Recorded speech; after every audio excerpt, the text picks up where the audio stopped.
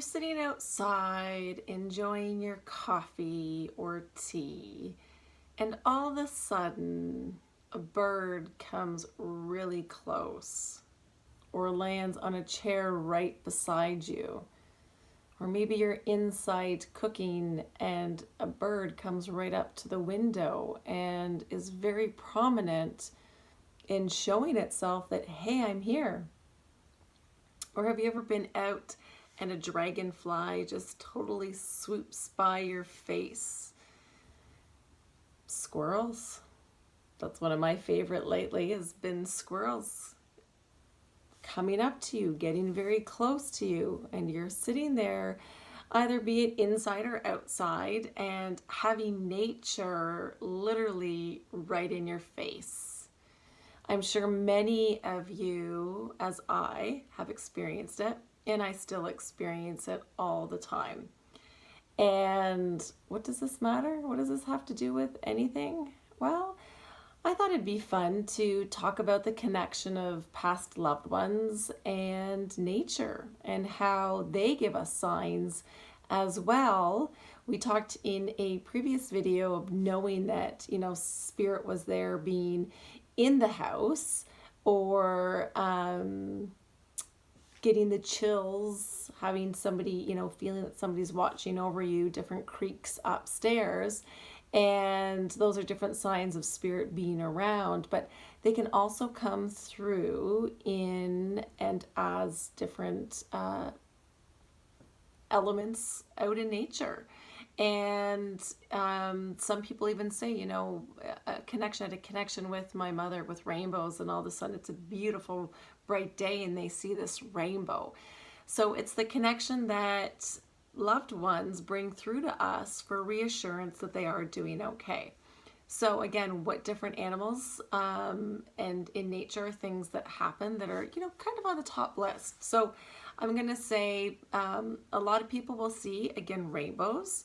It could be a very cloudy day and all of a sudden they think of their parent that's passed that really enjoyed the sunshine.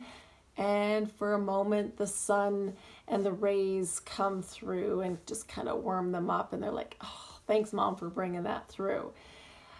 Dragonflies, butterflies, birds, squirrels, you name it. These different connections when animals come up very close to you or very close encounter. And I'd love to give you some quick experiences that I've had.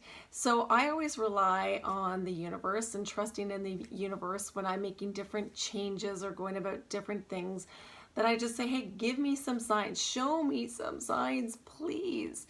And the other year I was just going to get out of my vehicle, and out of nowhere, huge, and it was big, and girl spiders, oh, it was this big, and it was only this big, the spider, but no, this dragonfly was literally a full-size dragonfly.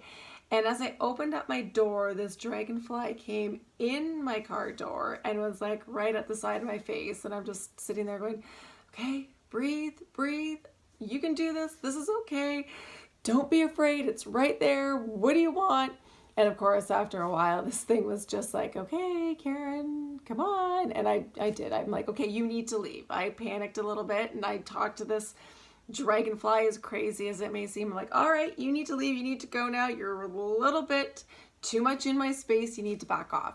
But once I got out of that situation and I could breathe again, and I wasn't face to face to see the fine details of this dragonfly, I kind of went back in and I said, okay, what's the meaning for this? And why were you here? Why were you so close into my face?